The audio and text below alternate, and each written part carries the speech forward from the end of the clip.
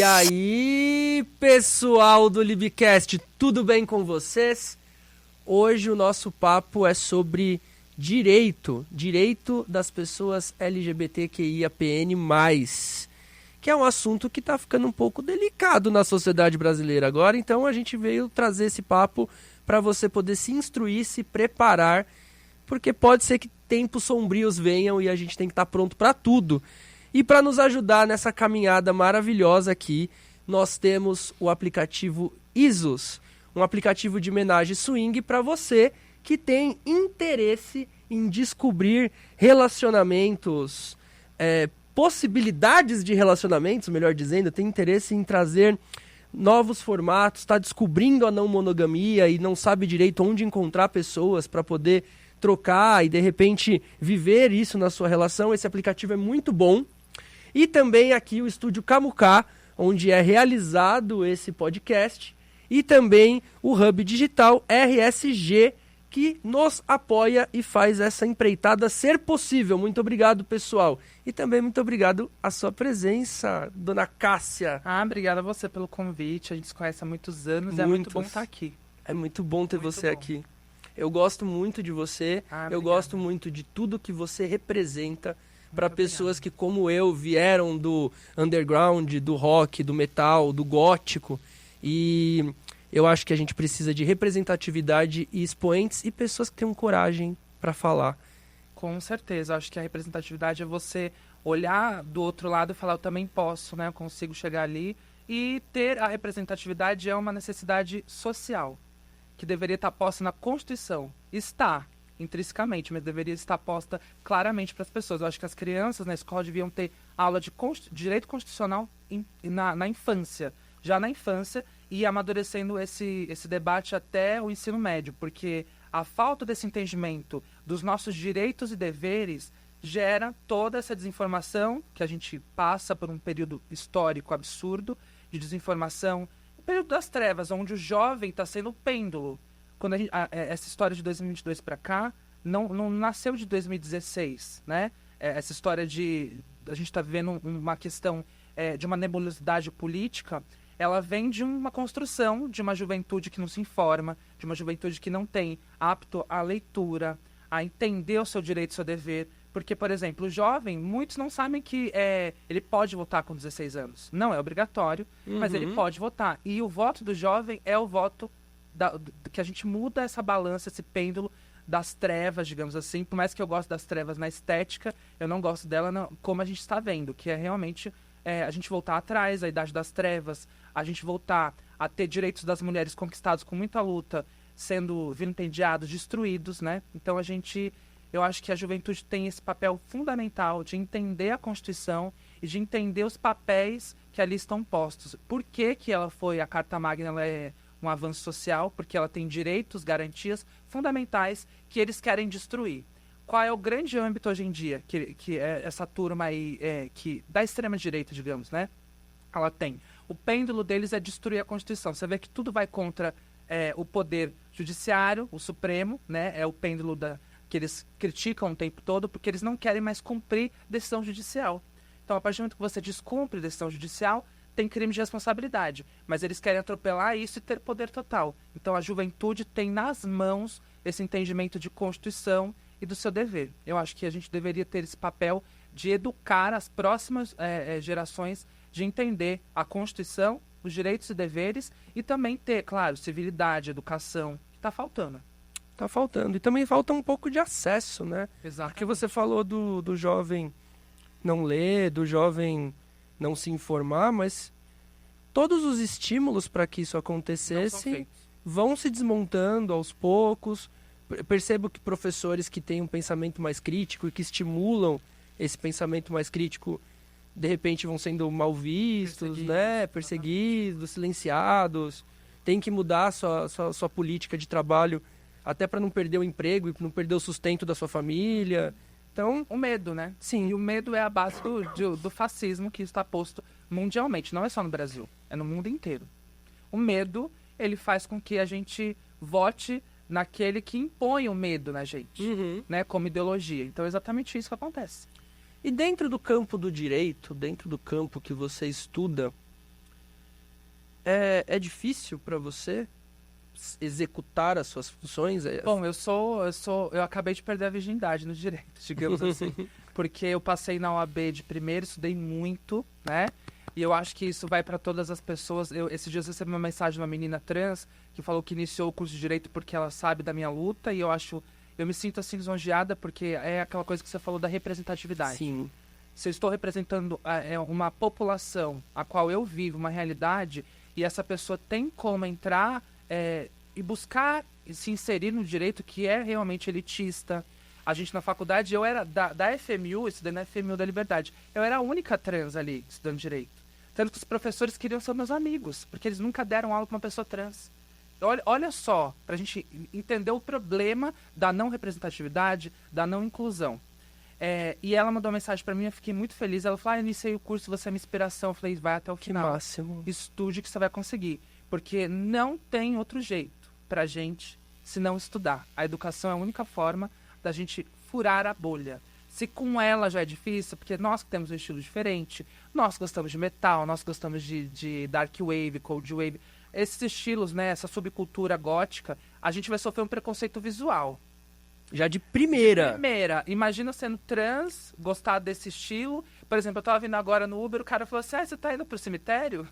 Eu dei risada, né? Eu falei, não, moço, são 3 horas da tarde, né? Eu tô indo pra um compromisso. Porque aí ele falou, olha só como a gente é, o que a gente veste, né?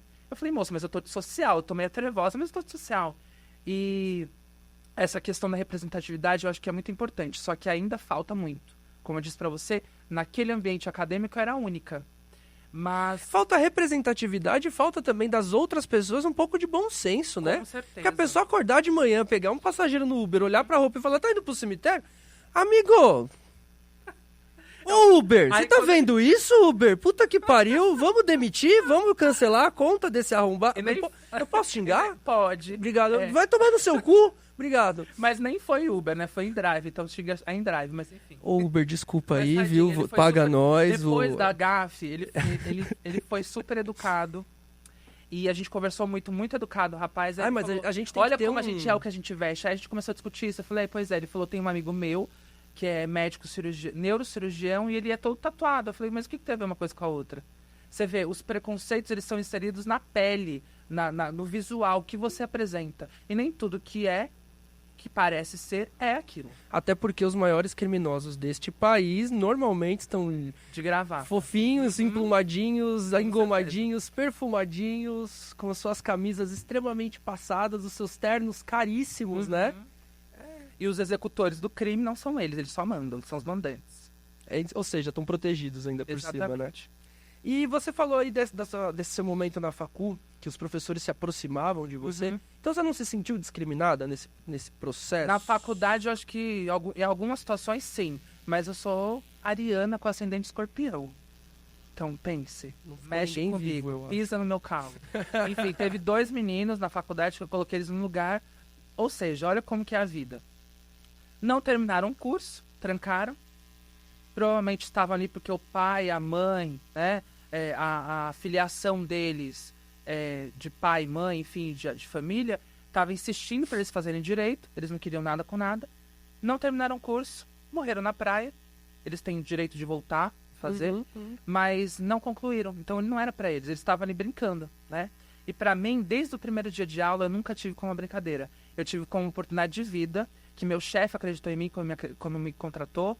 Ele nem olhou meu currículo. Ele me contratou e ele falou, você vai fazer direito, você vai passar e você vai ser advogada. E tudo que ele falou se concretizou. Então, como as oportunidades são escassas no mercado de trabalho, na vida, na realidade do dia a dia, eu usei aquilo como uma oportunidade da minha vida. E agarro até hoje. Todos os dias eu estudo, todos os dias eu leio artigo científico, todos os dias eu leio matérias, que é muito importante, porque o direito ele é político.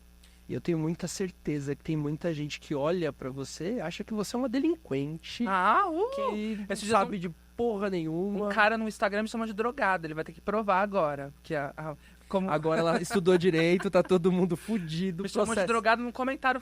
Foi público assim? Comentário público no UOL, porque eu comentei sobre aquela PL do aborto, sabe? Que queria dar aquele absurdo todo. Aí ele falou que eu devia entender de drogas e não de direito, coitada, né? Realmente, não tô falando que eu sei tudo. A gente aprende todo dia coisas novas. Eu acho que ninguém sabe tudo. A gente tem que partir por esse pressuposto de ter humildade. Eu não sei, mas eu vou aprender, se eu quiser. Porque, infelizmente, o direito é muito engessado. As pessoas falam, né, o juridiquês. O cliente ou a pessoa leiga, ela não vai entender juridiquês. Eu tento ensinar ela o que eu sei. Por exemplo, um cliente liga no escritório que eu trabalho, ele fala, Cássia, o que é um acórdão? Eu vou explicar para ele o que é. Cássia, transitor em julgado, o que significa? Eu explico para ele. Então, assim, as pessoas, quando mais informações você passa para uma pessoa, dentro do seu saber, ela não vai ela não vai começar a te perturbar, né? Ela Ao não contrário, vai... aproxima. Aproxima, exatamente. Ela vai falar, nossa, muito obrigada, eu não sabia. Então, eu acho que a informação é libertadora. Então, o seu problema na sua formação foram por parte desses dois alunos? Não, foi só os únicos problemas. Mas, claro, o preconceito existe, né? Veladamente. Mas foi só isso. E quando eu fui apresentar meu TCC, foi incrível. Porque tinha um professor lá que... A minha banca, um dos professores, ele trabalha com desembargador e é um dos meus melhores amigos hoje. Eu nunca imaginei que ele seria meu amigo pra vida. Porque ele sabe disso, porque provavelmente ele vai assistir. Ele é um pouco rabugento. Ele sabe, aquele professor que... quem não quer nada com nada, eu não vou nem prestar atenção. Ele é maravilhoso nesse sentido. Que, se você quer aprender, ele te dá material. Ele faz uma aula impecável. Só que é aquele professor mais antigo. Tipo Maria da Conceição Tavares, que eu amo. Você conhece Maria da Conceição? Enfim. Sim. Infelizmente ela faleceu, eu amava ela. Ela é aquele professor daqueles moldes. Que realmente te ensina se você quer aprender. Ela não é a professor que vai atrás do aluno, ele espera o aluno vir. E no meu TCC eu usei um tema sobre trans. Eu falei, porque o TCC não pode falar sobre si. Você tem que pegar um artigo científico, você tem método de pesquisa, você tem que resolver um problema, mostrar a solução. Então eu falei sobre a evolução jurídica da troca de pré-nome de pessoas transexuais e travestis no Brasil. Então eu fiz uma história, uma linha do tempo, usei Roberta Close como... Thelma Lippe também como um exemplo. Para mim, a Roberta Close sempre vai ser uma inspiração. Amo a Roberta de paixão. E eu usei ela que o Supremo, na época, deu um parecer que ela produzia hormônios masculinos, ela não podia ter o nome dela de acordo com a sua identidade. Olha o absurdo, o corpo dela pertencia ao Estado. Então, eu intrinsecamente ali comecei a destrinchar esse tema e trabalhei muito bem e tirei 10 no TCC. A banca inteira, não tive nenhum tipo de nota divergente. Todos deram 10. Porque, assim, quando você fala com convicção, é isso que a representatividade ela faz. Quando você vive aquilo, uma pergunta que um professor te fizer, juridicamente, você tem que estudar aquele tema, os artigos de lei que tu estava trabalhando, mas a vivência ajuda muito. Não adianta eu falar sobre a sua pele, sendo que eu não vivi isso o que você viveu. Não adianta. Então, a vivência, a experiência, a representatividade, ela vai sempre impermeabilizar todo esse tema e você fala com propriedade. Quando você fala com propriedade, ninguém te refuta. Não tem como. Você sabe que eu, quando pensei nesse projeto do podcast e tudo mais, foi uma coisa muito de eu trazer isso, representatividade, trazer para as pessoas discussões e pessoas com as quais eu aprendo alguma coisa. E dar essa possibilidade que eu tive de aprendizado, de olhar assim e falar, caramba, tipo... Várias falas suas e de outras pessoas trans que me circulam, por exemplo, tem um grande amigo meu que era fã do meu antigo canal, virou meu amigo e ele é tatuador, ele mora no interior. E ele é um garoto trans e ele enfrenta várias questões com a família, porque além de ser trans, ele também tem questões que ele é não monogâmico e a família dele tem vários preconceitos e tal. Então, assim, eu gosto de ouvir essas vivências porque eu tive os meus enfrentamentos, mas a partir dos meus enfrentamentos, os meus ensinamentos são limitados àquilo que eu vivi. A única forma de eu extrapolar a minha vivência e as minhas experiências e os meus conhecimentos é fazer isso aqui. Trocar. Troca. Ouvir o que você tem para falar, te conhecer um pouco mais e dar espaço para você se expressar. Justamente porque aqui é um espaço justamente de liberdade, né? Até te falei isso um pouco no off antes da gente gravar. Porque eu sinto que apesar de você conquistar o seu espaço, eu imagino que deve ser extremamente desgastante manter isso, você o faz muito bem. E eu acredito que o caminho que você trilhou certamente inspira outras pessoas Com certeza, a serem, de repente, advogadas, mas não só, médicas, políticas. Que quiser ser. Olha só, hoje a gente tem 2 representatividades trans dentro lá daquela corja de políticos. E estão lá fazendo o trabalho delas, enfrentando e tudo. Horas tendo que descer do salto pra tretar de igual pra igual, porque as coisas que elas escutam lá dentro... É absurda. Imagina o que elas escutam de piadinha quando elas estão Nos passando. corredores. Nos corredores. Onde não tem câmera, Exatamente. onde não tem gravação, onde não tem nada, entendeu? Porque pra mim é nesse lugar que mora o problema. E a representatividade está ali. Olha onde a gente está chegando. E a gente deve chegar a qualquer lugar que você sonhar e se predispor a trabalhar e a se esforçar para chegar ali. Meritocracia, ela pelo recorte liberal que é passado pela sociedade, ela é totalmente hipócrita. Meritocracia é aquele que coloca o nosso sapato e vive o dia a dia. Porque todos os dias, eu vou falar para você, todos os dias, aquele que percebeu que você é trans, você vai viver uma cena de preconceito, de apontamento, de julgamento, que não deveria ser, não deveria existir, porque isso destrói nosso dia, né? Então, todo dia você tem que... Imagina o racismo também. Vamos falar sobre isso? Porque eu vejo Glória Maria no Fantástico. Aquela mulher pegou a pior fase. Ela enfrentou tudo. Imagina o quanto de vivência e bagagem aquela mulher tinha. Porque ela foi fazer reportagens lá fora, que o pessoal falava, quem é essa?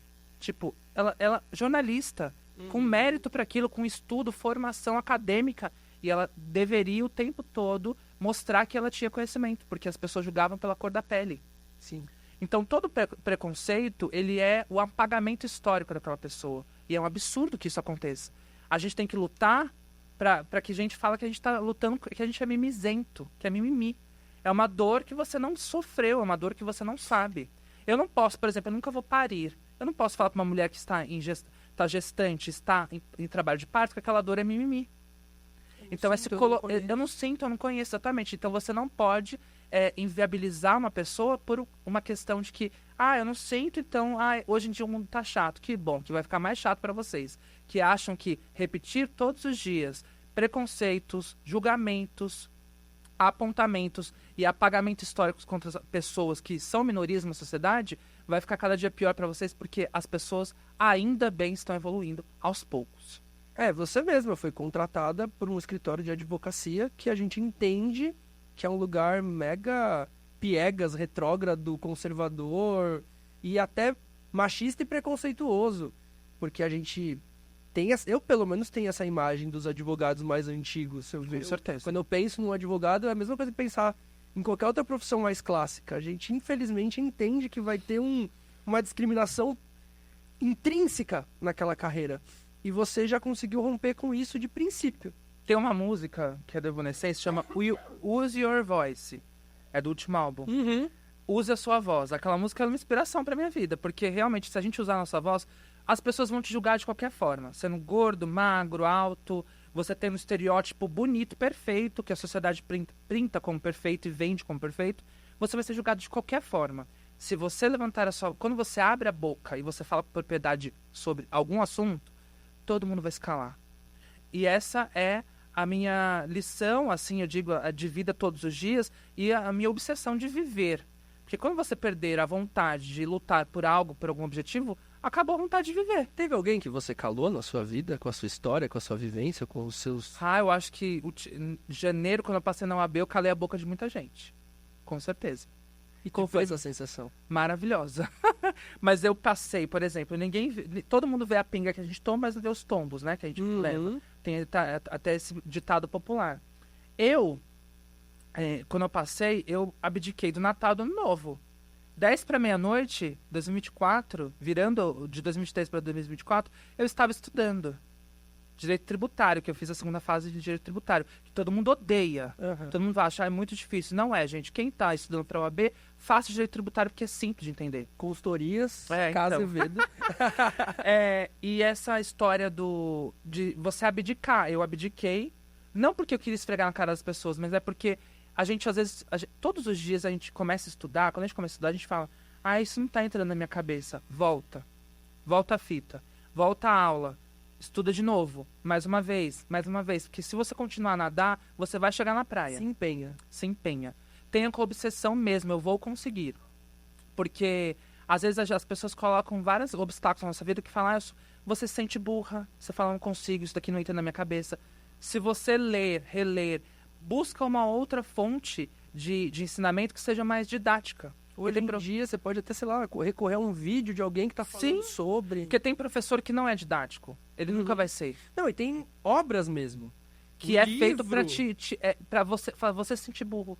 Faz Você parte sabe do sistema também. Quando eu tava na facul, na hora que eu tava estudando história dos meios de comunicação e essa parte, né, da indústria cultural, vários autores, Adorno, eu tive que ler essa galera, e alguns desses textos não eram gostosos de ler. Não é, né? Aí o que eu fiz? Eu ia lá pro YouTube, procurava alguém que estava falando sobre esse tema de uma forma que eu entendia. Essa pessoa me passava um preâmbulo da situação, me passava uma visão geral. E aí eu caía de novo pro livro com outro preparo, porque aí algumas coisas que eu não entendia começavam a fazer sentido e eu dava o meu jeito. Eu né? pausei a aula 500 vezes. A professora que eu estudei, ela é fantástica, ela ensina com música. Todos os professores do Brasil, de faculdade de Direito, deviam ensinar com música. É muito mais fácil. Legal. Por exemplo, tem uma musiquinha dela que eu fui numa festa no final de semana e tava tocando a música original. Aí eu falei, gente, só veio a professora na minha cabeça. Que é, como que é? Decadência 173, prescrição 174, legitimidade de parte, CDA e o auto de infração. Eu nunca esqueci isso. Chegou na hora da OAB, eu tava lá e eu falei, vamos ver se tem preliminar de mérito. Que é na peça, né, que a gente faz. Aí eu olhei e falei, não tem preliminar. Aí eu li de novo, não tem. Aí eu cantei, a mulher veio da minha mesa e falou assim, você tá louca? Já assistiu Entre Tapas e Beijos, Sueli? Eu sou literalmente a Fátima, louca, daquele jeito. Aí ela falou, o que essa mulher tá cantando? E ela falou, ainda a única que na sala vai fazer tributário. A própria advogada, é uma doutora que tava lá, ela veio pra ver se você não tá colando. E ela falou, você tá cantando? Eu falei, do cursinho. Ela falou, ela deu risada, abaixou a cabeça e falou assim, eu também cantava. Aí quando eu saí, ela falou, boa sorte. Eu falei, eu acho que eu fui bem. Ela falou, você passou. E eu saí com aquela, sabe, certeza. Então, estudar com música, eu acho que é a perfeição. Um professor que cria uma tática de ensinamento, de passar conhecimento para o aluno de uma forma simples, leve, ele vai sair recompensado porque ele fez o papel dele e está recebendo para aquilo, e você realmente adquire o conhecimento. Eu acho que seria impecável se todos os professores colocassem musiquinha para ensinar, seria incrível. A gente podia ter musiquinhas para ensinar os primeiros 5 artigos da Constituição para as crianças. Porque se só os 5... Cara, a Constituição é maior do que isso, mas se os 5 primeiros artigos fossem respeitados e aplicados, a gente já estava em outro patamar de mundo. O direito à dignidade da pessoa humana, já pensou? Olha é só. O mínimo que todo mundo deveria aprender. Mas, pô, você fala isso pra alguém, a pessoa fala, oi, o que é isso? É de comer? Tá no Burger King? Olha, eu tenho uma passabilidade hétero absurda. E aí, muitas vezes, eu vejo cenas que não são direcionadas a mim, mas eu vejo acontecer. E algumas vezes na minha vida eu me calei, eu não me intervi, mas eu tô mudando muito esse meu posicionamento covarde. Era uma covardia minha de ficar com medo de agir, de tal, né? Então hoje em dia eu me boto no meio quando eu vejo alguma coisa acontecer. Mas ver essas coisas acontecer de fora me trouxeram reflexões a respeito de como isso funciona e do quanto é uma agulha que vira uma pedrada, que vira uma facada, que vira um treco mais grave, e isso vai escalando, escalando, escalando. E aí, se a gente permitir, o preconceito, ele vira um monstro gigante que a gente não tem como lidar, né? Então, eu tenho certeza que isso que você está falando, eu concordo demais, assim. Para mim é esse o caminho. É se empenhar, é realmente descobrir os seus direitos e tentar fazer eles serem aplicados, que inclusive eu acho que é uma puta dificuldade para quem é LGBT de um modo geral. Acredito que para pessoas trans tenha as suas particularidades, que, claro, você pode falar muito melhor do que eu, mas de uma maneira geral, toda a classe LGBT tem os seus direitos, eles são dados, de repente são tirados, e fica aquela dúvida, e mais uma vez, pessoas discutindo sobre o direito de corpos que não são deles, que eles não conhecem, que eles não conhecem a história. Que você falou, o corpo é do Estado. Todos os corpos são do Estado, no final das contas. Até os dos homens cis, brancos, héteros.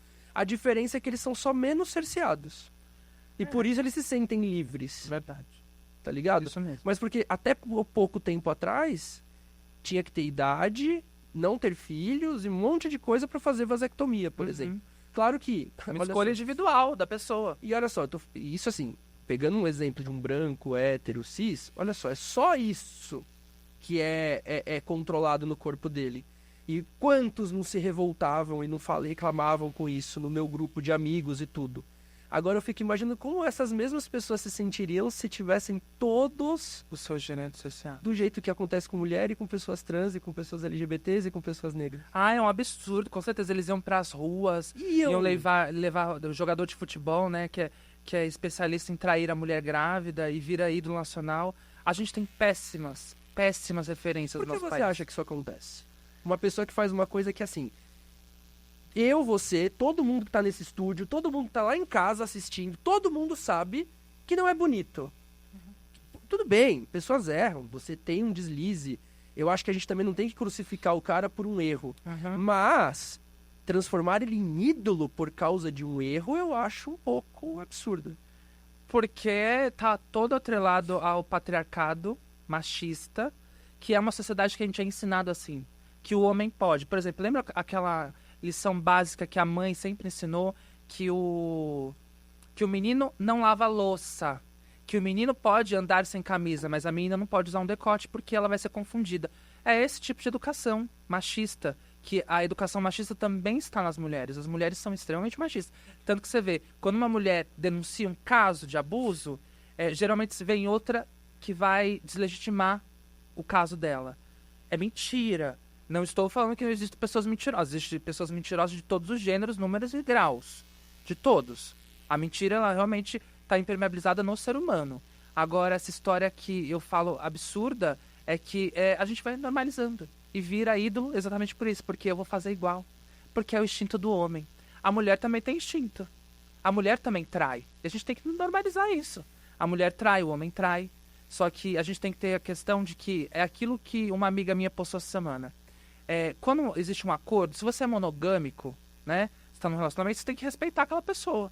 Se não tá mais legal, cai fora. Mas o problema é que o escondido é mais gostoso. Então as pessoas elas vão viver uma pose de que para ser bem sucedido tem que ter um casamento, né?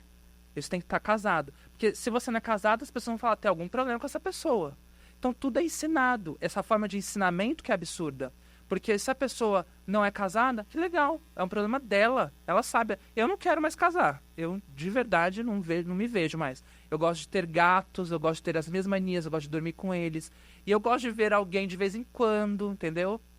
Até tem uma... Eu não sei se eu posso falar isso, porque eu acho que vai ficar meio...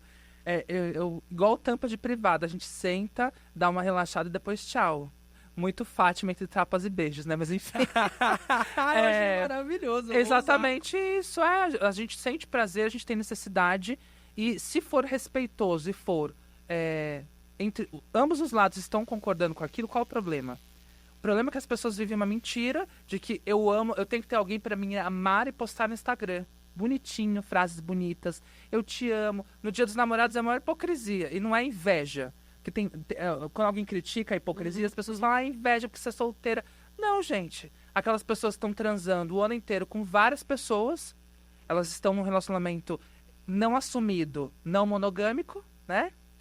Plural, mas Que chega no ele dia... é não monogâmico só pra uma pessoa. Exatamente, porque a sua companheira não pode, ela não pode ter prazer.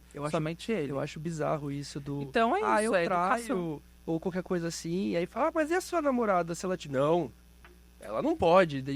Eu acho muito bizarro Você já viu o crescimento que a gente tem de baladas de swing no Brasil? Sim. É absurdo. Sim. E é hipócrita ao mesmo tempo, porque vamos falar a verdade, a maioria do público que vai em swing, pasmem, são conservadores. Sim. Dá pra acreditar nisso? Eu enfrento isso na minha festa, porque eu realizo as festas em casa de swing. Uhum. E eu tenho que alugar a casa e tal. E normalmente, os proprietários da casa me procuram, quando eu vou fazer a festa. Eu tenho cliente cativo, que nesse dia queria entrar. Como que funciona para comprar o ingresso? E não sei o que, eles podem ir. Eu falo, olha, eu não quero. Porque não é só galera. Não é. Porque assim, dentro de uma festa de swing tradicional, normalmente você vê muita padronização de beleza, muita heteronormatividade, a ponto de se duas pessoas do mesmo gênero começarem a se relacionar, às vezes os seguranças da casa intervêm, tá? Já Eu aconteceu já vi isso. também. E alguns nem estão com seus parceiros reais. Rola muito de acompanhante e tal. Então, assim, não é uma troca. Tudo performado. Exato. É um Para teatrinho. continuar com o teatro de eu estou pagando para pegar a mulher, desculpa de esse termo, tá? Com Mas todo é. respeito à mulher gostosa, ou a mulher que vem com corno, né? Que é o Ó, voyeur. Tem casa de swing aqui em São Paulo que o single é o homem solteiro que vai pra festa. Paga, sei lá, 300, 400, 500, 600 conto pra entrar. Aí o cara pagou essa quantidade de grana toda pra entrar lá naquele espaço, automaticamente ele acha que ele tem que comer alguém. Porque ele falou, poxa, eu já paguei essa entrada, então na cabeça dessa pessoa, as mulheres que estão dentro daquela casa Tem estão obrigação. disponíveis. Por exemplo, na minha festa não tem isso. Single, na minha festa é homem e mulher, ou melhor, qualquer pessoa que estiver solteira. Olha como que é engraçado essa história do eu paguei, eu tenho direito a ter prazer. Vem na ideia de mercadoria, do capital. Sim. Olha como não tem desassociação. É exatamente isso. Eu paguei, eu tenho que ter algo em troca. Não tem a questão de que alguém faz alguma coisa se quiser, alguém vai ter contato com a outra, com respeito, porque existe respeito, existe uma regra. Só que está sendo quebrada, porque infelizmente esse meio tá tomando as mídias. A gente vê propaganda por exemplo, propaganda de casa de swing, de casa liberal, tá abrindo em vários bairros. Sim. Lá perto de onde eu moro, abriu uma, eu fiquei chocada, que tá escrito lá balada liberal. Então tá realmente quebrando, furando essa bolha. Mas as pessoas ainda não têm a questão do respeito, que existe respeito em todas as relações, e as relações devem ter respeito. A monogamia hipócrita, não há respeito, há somente uma performance para mostrar para os outros, e no fundo não tem respeito. O que os não monogâmicos existe, um acordo, um respeito. Se você ficar com outra pessoa, você me comunica. Você usa o preservativo. Por que tá crescendo sífilis em São Paulo? Sabia disso? Sim. A sífilis está explodindo em São Paulo porque quem está contaminando, não existe grupo de risco, essa coisa preconceituosa, nojenta, que antigamente existia um termo chamado peste gay nos jornais, quando começou o HIV no Brasil. Então, tá crescendo, e quem está contaminando as suas esposas são homens héteros. Relações héteras e normativas socialmente aceitas. E monogâmicas e hipócritas. Porque não são, no fundo, né? Todo mundo sabe que hoje eu não vou ir porque vai ter uma reunião. A reunião você já sabe quem é, né? Enfim.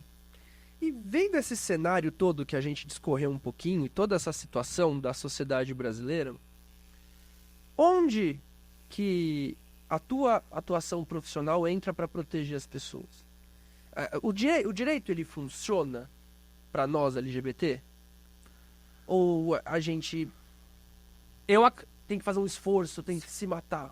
Eu acredito que ele tem a função de funcionar para todo cidadão. Porque, veja, o direito ele não é uma coisa que você abre mão. Ele está posto para todos. A gente tem que ter uma luta maior, obviamente. A gente tem que ter uma luta maior de chegar aos lugares de poder e falar, olha, isso foi vilipendiado, isso foi negado, né? Por exemplo. Mas isso é o dia a dia das pessoas trans sendo massacradas, discriminadas e impedidas de ter direitos básicos sendo acessados. Por exemplo, a troca do nome. Todo mundo discutiu, todo mundo achou legal, achou incrível que o Supremo finalmente, olha só, sobrou para o Supremo uma decisão por inércia legislativa, tanto do Congresso como do Senado Nacional, de legislar sobre a Lei João Nery, que era a lei da identidade de gênero, que trocava o nome sem a necessidade de processo judicial. Nós sabemos o quê? Que no Brasil ninguém tem a população trans, eu estou falando especialmente trans e travesti, elas não têm condições financeiras de arcar com advogado particular. Né? A maioria que conseguiu trocar o nome lá atrás trocava com defensoria. A defensoria faz um trabalho incrível. Todo cidadão tem direito à defesa pública, sem arcar com o advogado. Toda pessoa que é hipossuficiente, que não tem condições de arcar com o advogado, ela pode ir na defensoria. E a defensoria fez um trabalho impecável durante anos. Veio um partido, na época, acho que era o... Esqueci o nome do partido, que depois virou... Não é União Brasil. Enfim, um partido de esquerda, né, que eu acho engraçado que esses dias estavam numa parada falando, a parada tendo manifestação de esquerda. Os seus irão aplaudir quem defende. Sim, não existe representatividade nossa em direita. Me poupe. Isso é hipocrisia. Não existe. Partidos usam algumas pessoas LGBTs falando que nós apoiamos, mas é apoio de mentira. Até o Bolsonaro Somente para... Exatamente. Somente para aparecer e fingir que apoia a gente. Ou quer fazer a parada, porque a parada dá lucro e tem um objetivo ali por trás, que é econômico e político. Eu vou trazer o Heitor Werneck aqui. Trago o Heitor, adoro o Heitor. Já trabalhei no Luxúria. Sim. O Heitor é meu amigo, mandou uma mensagem pra mim hoje. Mês que vem, agosto, todo agosto o Luxúria faz aniversário. E aí ele vai fazer o rolê de aniversário. Aí eu vou tentar levar o pessoal pra ir cobrir lá o evento e tal. Tá rolando também workshop. Eu acho que ele vai fazer uma feira, né? Sim, é isso mesmo. Eu achei genial. E sobre o nome das pessoas trans, não é um direito ainda conquistado. Ache vocês que a gente conquistou. Não tem nenhuma lei que garanta. Foi um entendimento do Supremo que meio que obrigou, aí depois veio a nova lei de registros públicos que foi atualizada e que garante, não é somente pessoas trans. Qualquer pessoa, você que se chama João e é homem cis, se você quiser trocar seu nome porque ele é um nome que te traz um sofrimento, que é um nome que não te representa, que é um nome que é vexatório, você pode trocar. Você, Biel Vaz, pode ir no cartório hoje e trocar o seu nome para Pedro, para João, para qualquer nome que você queira. Tem uma regra, claro. A regra uma prerrogativa. Sim, a regra é o seguinte: autodeclaração, é autodeclaratório. E você troca o nome apenas uma vez. Tá? Direto no cartório você troca o nome apenas uma vez. Se você quiser trocar outra vez por uma questão, por exemplo, acontece pessoas que fizeram uma transição e não é pra ela. Ela caiu, sei lá, ela achou que ela era uma pessoa trans, mas ela não era. Não existe ex-trans, existe pessoas que não eram e porventura, enfim, achou, né, teve um delírio e achou que era e volta atrás, mas ela não é uma pessoa ex-trans, porque trans nasce, ou você é ou você não é. E a troca do nome, ela é um direito hoje conquistado, está na nova lei de registros públicos, e você pode, qualquer pessoa pode trocar o nome por questão vexatória, porque você não gosta do nome, mas é apenas uma vez. Se você precisar trocar novamente, aí você precisa de um processo judicial e de uma demanda, vai ter que ter um advogado, uma defensoria. O Biel no meu nome. Exatamente. Pode fazer a troca do pré-nome, ou do sobrenome também você pode retirar. Tem umas regras, você vem no cartório, paga uma taxa pro cartório e você faz uma carta próprio punho, junta todos os documentos e sai com a certidão nova do cartório na hora, imediata. Geralmente demora alguns dias, tem cartório que faz no mesmo dia, tem cartório que demora 7 dias. Então, é um direito conquistado porque foi uma forçação, né? Ou seja, o Supremo foi acionado, a justiça ela é inerte, ela tem que ser acionada para funcionar. Então, o Supremo foi acionado, uma ação que demorou anos e anos. Eles julgaram esse entendimento que não precisava de necessidade de cirurgia, que é um absurdo. Você obrigar uma pessoa a ter uma cirurgia de resignação, exatamente, uma cirurgia que é extremamente invasiva e perigosa, para trocar um nome. Então, não há necessidade da cirurgia e o entendimento era que qualquer pessoa pode ir no cartório e também serve para as pessoas não binárias. Elas podem mudar o gênero, não é somente o prenome. Você troca o prenome e o gênero feminino, você coloca na sua certidão. E agora, o pessoal está falando muito do SIM. Você sabe que é o SIM, Carteira de Identidade Nacional. Sim, que vai substituir o RG. Ela está com algumas questões transfóbicas. Porque ela tem o campo gênero, né? O sexo de nascimento, o sexo biológico. Você pode mudar isso. Basta ir no cartório. A possibilidade existe. Eu quero até deixar isso como uma utilidade pública aqui, porque todo mundo está criticando sem observar os pontos. Vamos lá.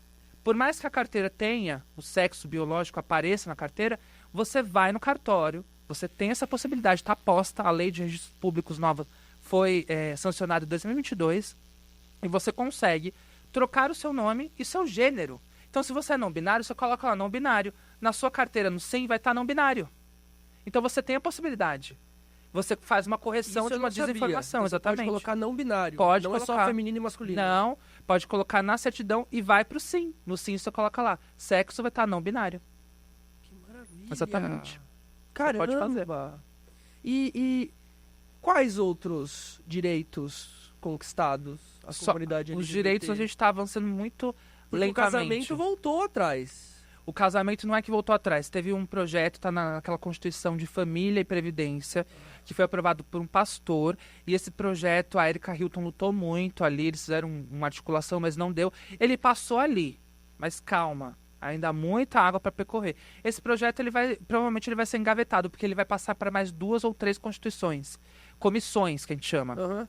Comissões no Congresso. Então, nessas comissões, o governo tem maioria. Entendi. Então vai se criar toda a bancada ali, então vai ser barrado provavelmente, porque um direito conquistado foi o Supremo, lembro e volto a lembrar, foi o Supremo que garantiu um direito que já está posto na Constituição, dignidade da pessoa humana, equidade, né, um princípio. Cadê a equidade? Se só casamento hétero é reconhecido, casamento homo, se as pessoas constituem patrimônio, elas têm direito. O que acontecia antigamente era o seguinte, um casal homossexual casava, morria-se uma parte, a família que só teve preconceitos, atos de discriminação contra aquela pessoa, que não falava com a pessoa, pega a chave e toma tudo para ela. Opa, tá errado. A pessoa que construiu, que também colocou dinheiro, né, que teve a união de bens, de trabalho, de força, de força braçal para construir algo, ela tem direito também. Então, eles querem o quê? Mudar isso e considerar somente casamento homem cis e mulheres cis. Mas então... Mas ainda vai para algumas comissões. Tá hoje, as certidões que foram feitas até agora têm validade? Totalmente válidas. E eu consigo, se eu estiver, por exemplo, namorando com outro garoto, eu consigo ir lá e registrar meu casamento? Com certeza, ainda faz. Não foi revogado. Eu até fiz um vídeo meu no Instagram falando sobre isso, porque muita gente, a desinformação, muita gente, acabou, não tem mais, não, existe ainda. Porque foi somente passou numa comissão, gente. Calma, ainda vai ter muita areia. E aquilo vai ter que ser votado. Provavelmente existe as manobras do Congresso. Tudo que é negativo eles estão tentando passar, mas eles vão, sim, infelizmente, avançando em algumas pautas. Mas se a gente tiver vigilância... Olha só, esse mês passado, a gente teve 3 vitórias, na minha opinião. A PEC das praias, ela morreu, porque o assunto acabou. Sim. Foi extremamente negativo num campo que eles vencem, que é a internet. Então, o tiro saiu pela culatra. Eles acharam que ia ser perfeito. Sim. E eles foram derrotados nessa porque ninguém fala mais sobre isso. Vai tá na gaveta do Senado, lá do Rodrigo Pacheco. A outra Mas foi... ele pode...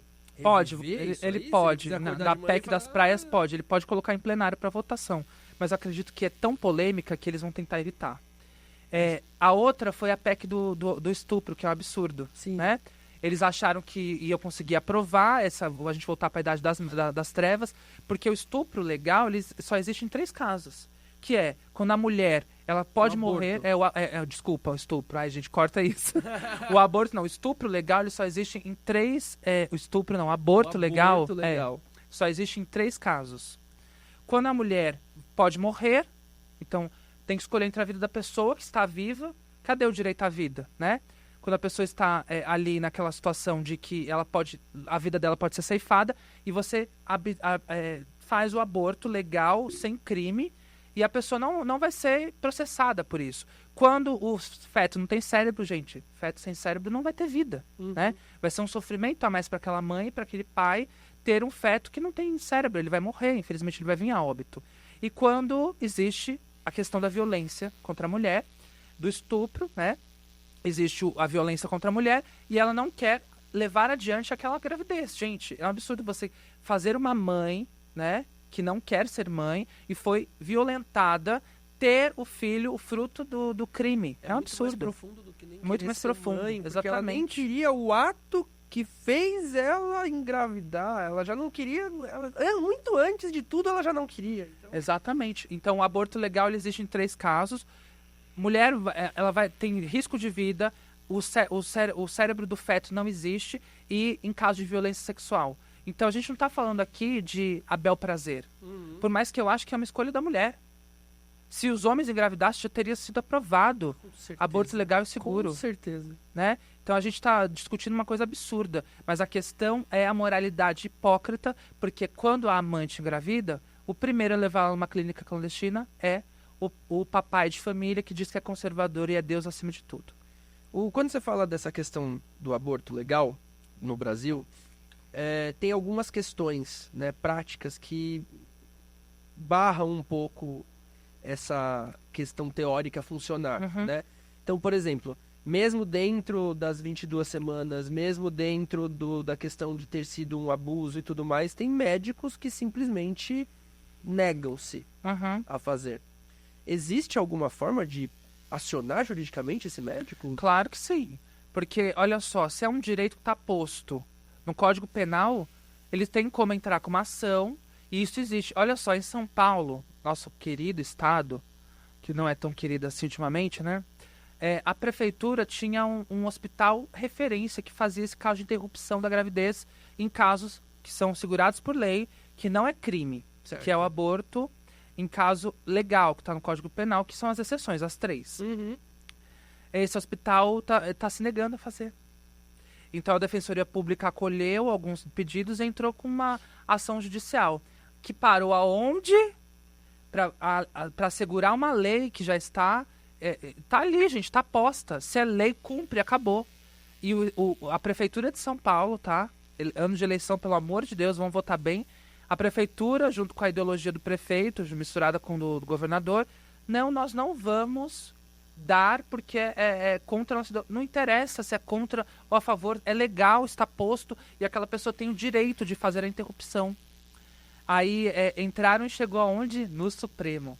Sempre cai aonde? No Supremo. Por isso que ele é tão atacado. Porque em casos de... quando a lei ela não funciona, quando há uma inconstitucionalidade numa lei municipal, estadual, vai parar aonde? Quem faz o controle de constitucionalidade? O Supremo Tribunal Federal.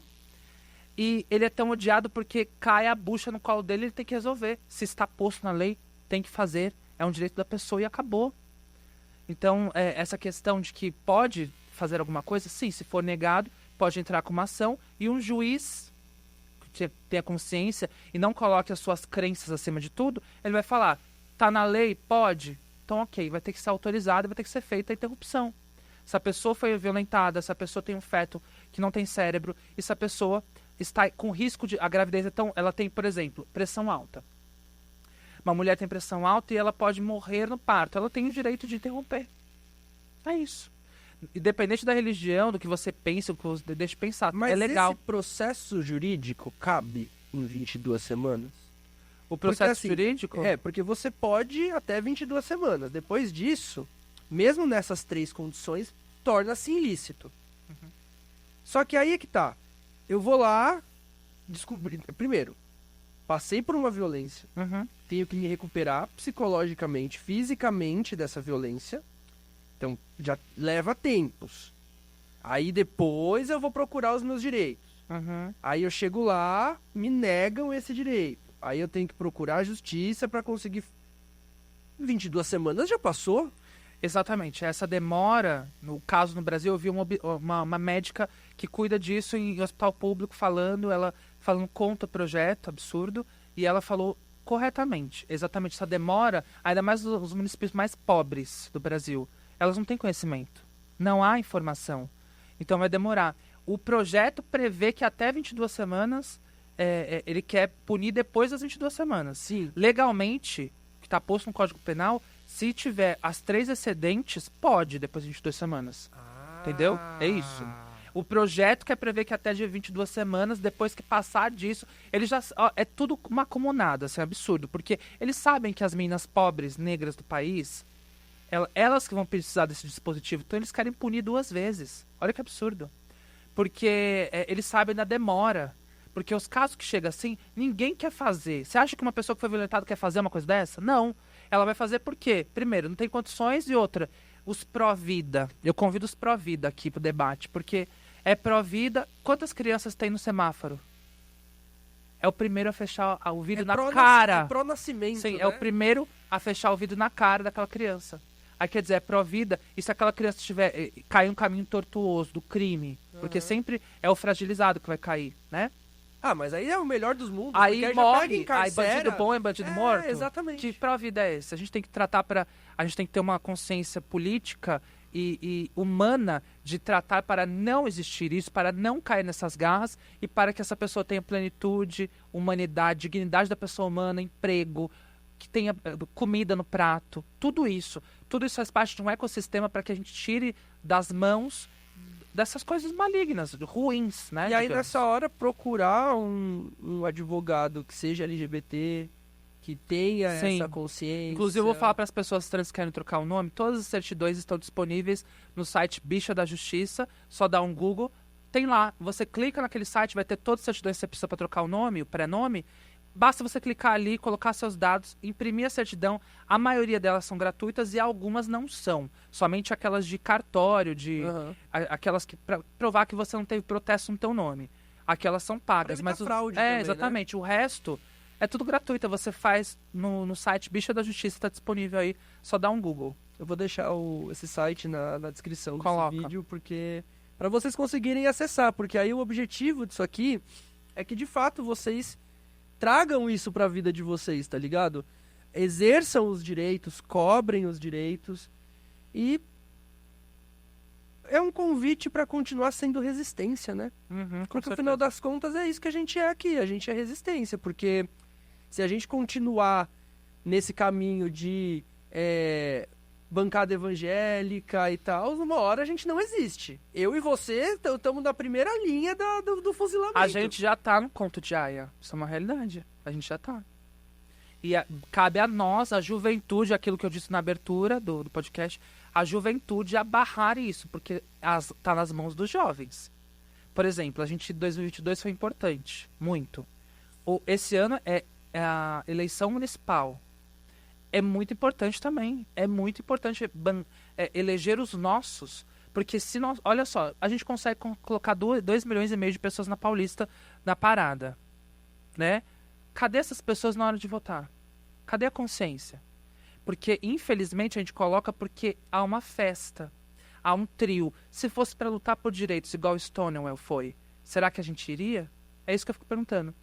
E eu não tô criticando a parada, eu acho que a parada ela tem a sua importância histórica. Mas isso, o seu apontamento é muito sério, Cadê muito válido. essas pessoas na hora de votar, gente? Eu acho que a gente tem que celebrar Pride, nossa existência. Eu gosto muito da parada, tem muita gente que reclama, eu gosto muito da parada. Mas sim, não é só parar, festejar, não mostrar a nossa existência. É tentar agir de forma que surta efeito. Com toda certeza. E eu vou falar pra você que essa eleição agora desse ano ela é importante, mas eu tô com muito receio de 2026. Exatamente. Porque é onde a gente vai escolher quem senta no Senado. Certo, por favor, senão você vai me fuder. Eu vi uma postagem do Augusto de Arruda Botelho, que eu vi que você também me postou, sim, que eu adoro ele. Adoro. Ele é incrível. Ele falou exatamente isso. 2026 é muito importante. Não só agora. É muito importante. Inclusive, porque eu vou tentar trazê-lo aqui. A gente tem o pior Congresso, o pior Senado da história hoje no Brasil. O pior. Porque vocês vê as discussões, eles querem brigar, sabe? É o medo. E é somente para ter um recorte de rede social. Videozinho para lá. Desculpa utilizar essa frase que eu odeio, mas eles falam tanto em lacração, mas quem quer lacração eles. Não deixa de ser, né? Pois é. Não deixa de ser. Mas uma coisa que me pega bastante, assim, muito, é a questão de que esses caras, eles usam de falas e de grosserias e depois de discussão e briga.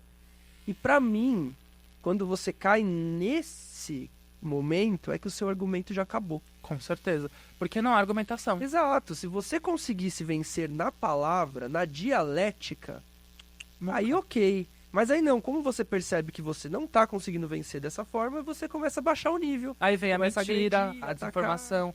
Se acabar a desinformação, porque assim, eu sou super favorável que as redes sociais tenham um regulamento.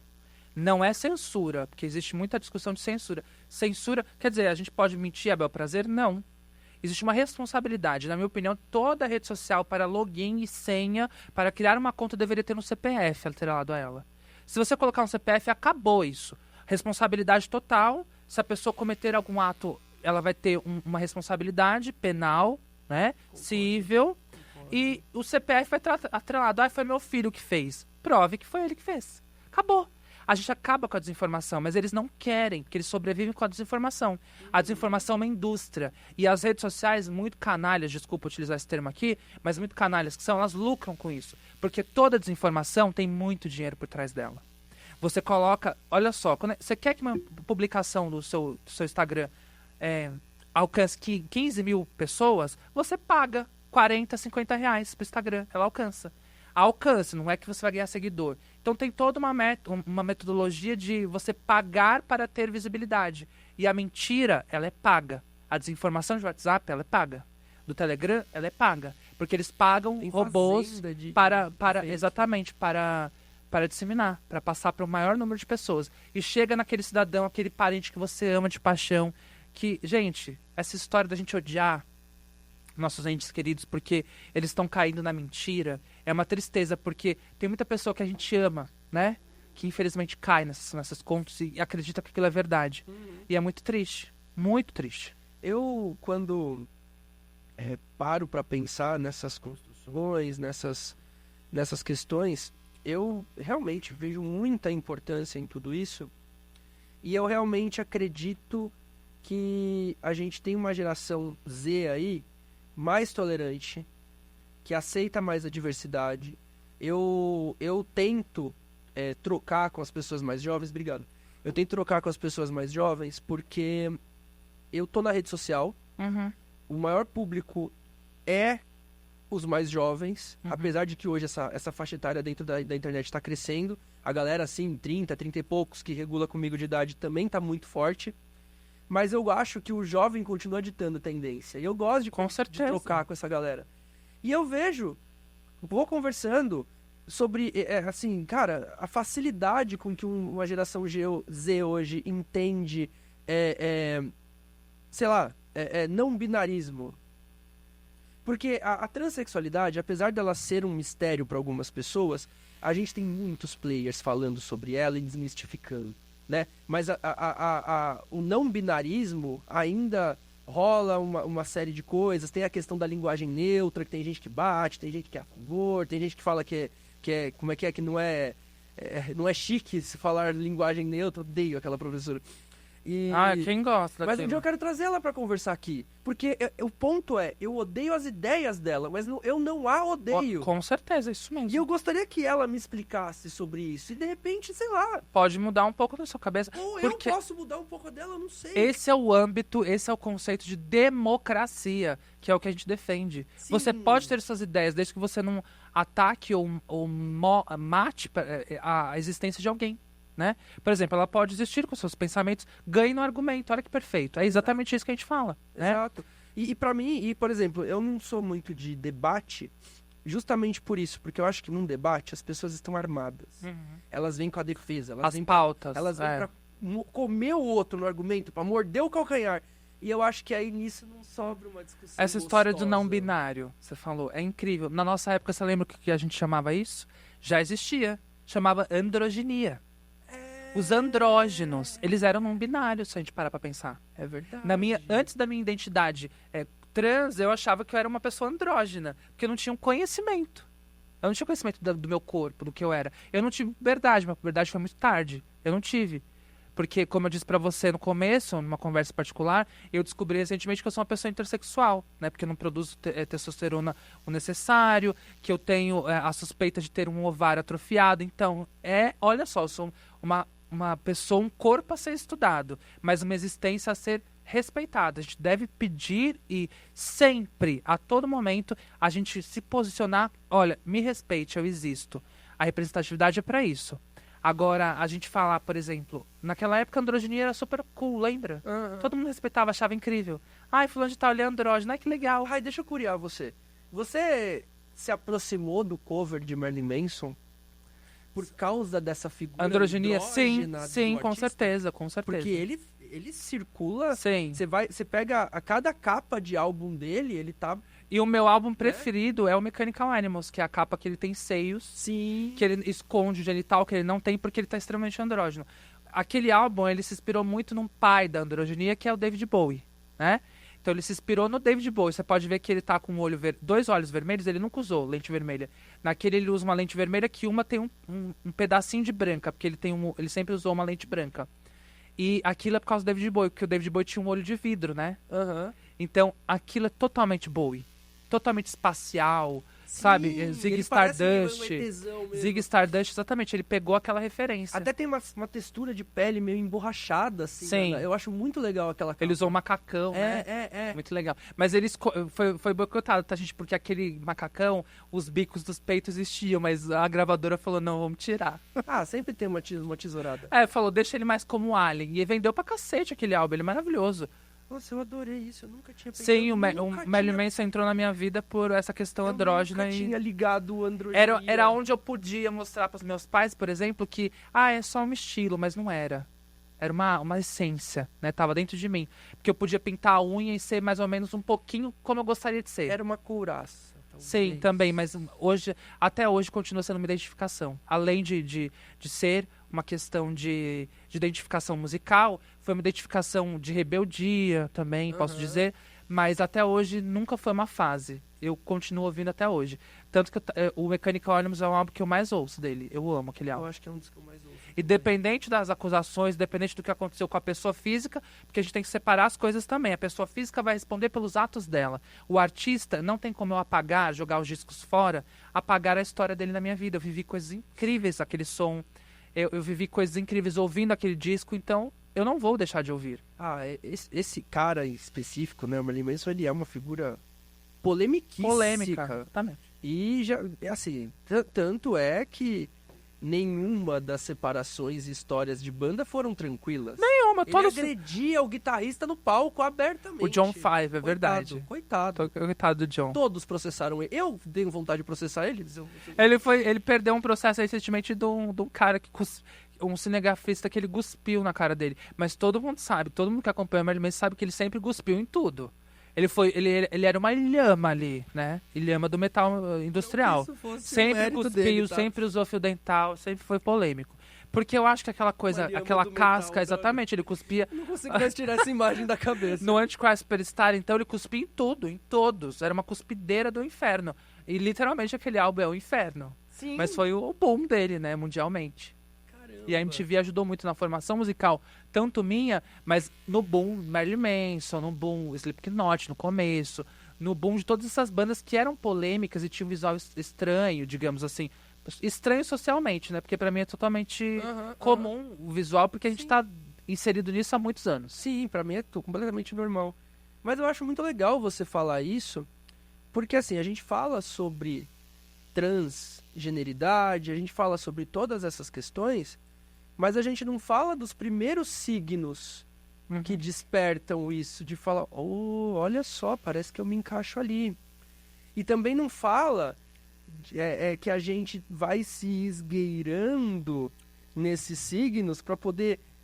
é o que você falou, agora eu tô pintando as minhas unhas, então, e aí por causa desse estilo é um pouco mais aceito na minha família. Mas você já estava colocando para fora a tua expressão. Exatamente, era uma expressão. E ajudou muito no meu entendimento. Por exemplo, eu me descobri trans porque a gente não tinha informação naquela época. Era muito escassa mesmo. Não tinha. A gente tratava pessoas trans naquela época como um pedaço de carne que ficava na beira da calçada se prostituindo. Era isso que a gente entendia. E até hoje, infelizmente, é assim. Mas assim, mudando de assunto, eu descobri a transexualidade uma vez que eu estava sentada, eu trabalhava numa empresa no centro. Quem nunca, na juventude, sendo gótico, alternativo, nunca trabalhou com empresa de call center, né, gente? Todo mundo. Todos, eu acho. Todo mundo já trabalhou. Empresa que aceita. Aceitava, exatamente. Aí sentou um rapaz do meu lado, um homem mais bonito que entrou naquela empresa. Olhou pra minha cara e falou, você nunca percebeu que você é uma mulher trans? Aí eu olhei pra cara dele e falei, mas o que é isso? Nem eu sabia. Olha só, o conhecimento se passa, ninguém nasce sabendo tudo. Meu Deus. Aí eu comecei a pesquisar e tinha a Duda. Um beijo pra Duda. A Duda, ela fez a transição de volta. Ela voltou a ser um menininho. Mas ela não renega a história dela. Foi uma questão dela. E eu respeito pra caramba. Ela não virou evangélica. Ela não virou uma pessoa que diz contra a pessoa. Eu sou ex-trans, pregar contra a nossa existência. Não. Ela somente viu que não era pra ela. E tá tudo certo. Tudo certo. Todo mundo tem direito de se perder na sua história, voltar atrás, enfim. E a Duda foi uma inspiração. Aí esse homem trans sentou do meu lado, eu não sabia nem que ele falou, sou um homem trans, eu não sabia nem que era homem trans. Eu falei, você se monta? Olha a ignorância. Você é uma drag queen? Olha, eu perguntei isso, olha que vergonha. Perguntei pra ele, você é uma drag queen? Ele falou, não, sou um homem trans. Eu falei, mas o que é um homem trans? Aí eu entendi, eu falei, gente, perfeito, maravilhoso. Aí ele começou a me explicar como que era o hormônio e tal. Aí eu comecei a correr atrás. E realmente eu me identifiquei. De cara, assim, não foi uma questão de que o outro falou, seja isso. Eu já era, só que eu não sabia. Ele não... Como é que a gente fala? Ele não te induziu Não. a ser uma pessoa trans. Ele só falou, você ainda não sabe o seu caminho. E eu entendi ali naquele momento o que eu era. Foi incrível e foi libertador. Nossa, mas que coisa forte. Um Forte, colega né? de trabalho Tudo, te tirar do tudo. armário assim, ó. Você Ah, não é, viu que pois você é. trans, caralho. Nossa. Tudo tem um porquê, eu acredito muito no destino. Nossa história já está escrita. Todas as suas histórias sempre são assim. Sim, Você é igual uma começar pessoa no que vive direito. com o pé na porta, sabe? É muito louco, começar no direito foi muito assim, vamos lá, e aconteceu. Muito bruxa, né? Muito gótica, adorei, trevosa. Amei. Amo muito você, obrigado. Ah, imagina. Obrigado por vir aqui, viu? Obrigado por falar aqui comigo. Gente, sem condições aqui, eu tô muito feliz porque é uma pessoa que faz parte da minha vida há muitos anos. Dividimos a cena underground de São Paulo quando ela ainda não tava na UTI, né? Lembra da Ego Club, da Ocean? Tribe House. Então, a Tribe nem existe mais. Eu passo ali na frente, fico com tantas saudades. A Zebre, Led Mas é uma Slay. saudade boa, a gente vê a época boa. Sim, É isso que eu falo. foi a melhor época, mas acaba. Assim como esse podcast também acaba em algum momento. Mas eu fico feliz de dividir esses eu que momentos fico. com pessoas felizes, alegres.